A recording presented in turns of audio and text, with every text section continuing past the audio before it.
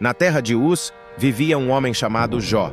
Era homem íntegro e justo, temia a Deus e evitava fazer o mal.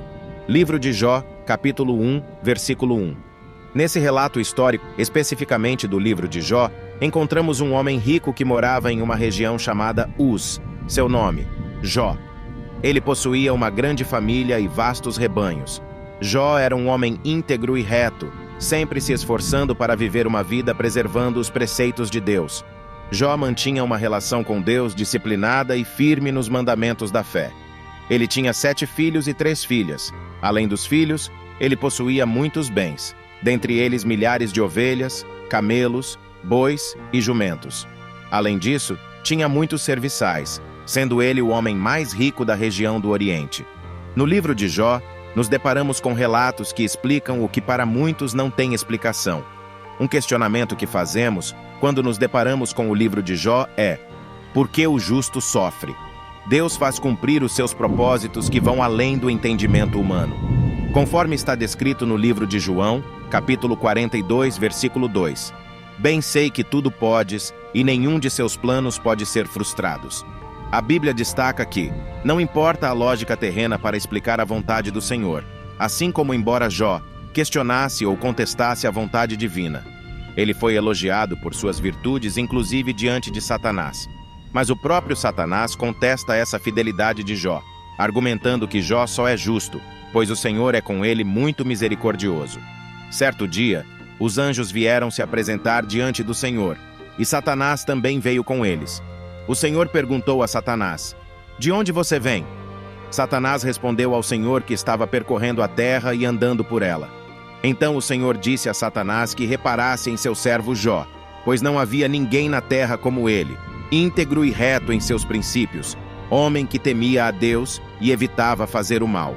Satanás prontamente replicou a afirmação de Deus: será que Jó teme a Deus de graça? Porventura, tu o abençoaste abundantemente, e os seus rebanhos estão espalhados por toda a terra. Livro de Jó, capítulo 1, versículo de 6 a 10. Satanás, inconformado com tamanha fé, desafia Deus a permitir que ele atormente Jó, alegando que, se tiver aprovação para infligir sofrimento a ele, Jó mudará e começará a amaldiçoará a Deus. Deus então permite que Satanás aflija Jó, com o intuito de testar essa afirmação audaciosa. Porém, Deus impede que Satanás tire a vida de Jó. Satanás sai da presença do Senhor, e assim começa a aprovação de Jó. Livro de Jó, capítulo 1, versículo 11 e 12.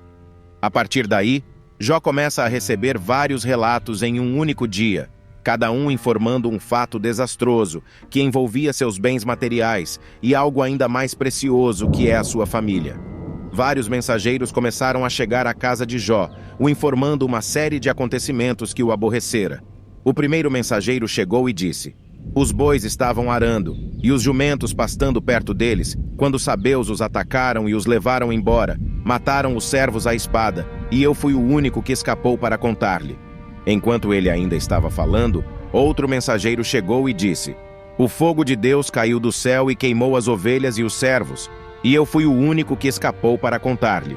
Enquanto ele ainda estava falando, outro mensageiro chegou e disse: os caldeus formaram 3 grupos de ataque e atacaram seus camelos, levando-os embora, mataram servos à espada, e eu fui o único que escapou para contar-lhe. Enquanto ele ainda estava falando, outro mensageiro chegou e disse: seus filhos e filhas estavam banquetando e bebendo vinho na casa do irmão mais velho quando, de repente, um vento poderoso veio do deserto e atingiu os 4 cantos da casa. Ela desabou sobre eles, e todos estão mortos. Eu fui o único que escapou para contar-lhe. Todos esses relatos estão descritos no livro de Jó, capítulo 1, versículos de 13 a 19. Em um momento de aflição, Jó rasgou suas vestes e raspou sua cabeça, mas mesmo assim, ele louvou e clamou a Deus em suas orações. Nisso, Jó se levantou, rasgou o manto e rapou a cabeça. Então, prostrado, Jó adorou e disse: o Senhor deu, o Senhor o levou, bendito seja o nome do Senhor.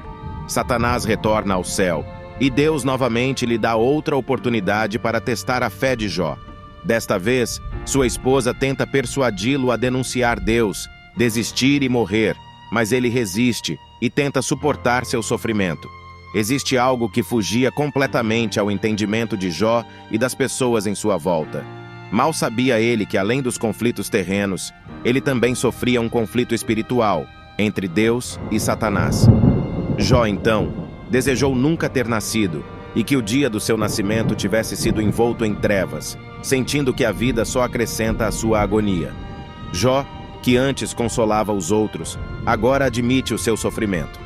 Satanás faz Jó concluir que a dor que ele sente deve ser devido a algum pecado que ele cometeu e recomenda a Jó que busque o favor de Deus.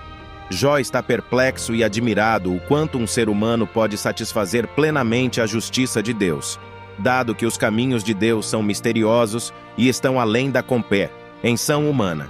Além disso, os humanos não podem convencer Deus com suas palavras, pois Deus não é enganado.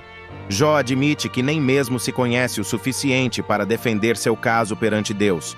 Com tamanho sofrimento, Jó se torna amargo, ansioso e assustado. Ele lamenta a injustiça de Deus em permitir que pessoas más prosperem, enquanto ele e muitas outras pessoas honestas sofram. Tamanho delírio de Jó. Em um dado momento, ele quer enfrentar Deus e protestar, mas não consegue o encontrar fisicamente. Ele acredita que a sabedoria está escondida da humanidade, mas decide persegui-la, temendo a Deus e evitando o mal. O livro de Jó lida com questões profundas sobre o sofrimento humano, a fé e a justiça divina. Ele nos ensina que, mesmo diante do sofrimento, nossa fé em Deus pode ser testada, mas também fortalecida. Além disso, não podemos compreender plenamente os caminhos de Deus, mas podemos confiar em sua sabedoria e soberania. A história de Jó nos lembra que, mesmo em meio à adversidade, podemos encontrar esperança, redenção e restauração em Deus. Ninguém é capaz de sondar a sabedoria de Deus, pois Ele é conhecedor de toda a sabedoria, cabendo ao homem apenas temer e obedecer a Deus, mesmo que a um primeiro momento não entenda a vontade divina. Portanto, é importante que saibamos que o sofrimento também é perfeitamente governado pela sabedoria divina de Deus e não cabe a nós questionarmos. Se você gostou desse vídeo, deixe seu like e se inscreva em nosso canal, que diariamente traremos mais conteúdos como esse. Debruçaremos sobre os ensinamentos bíblicos, de maneira a aplicá-los na vida cotidiana.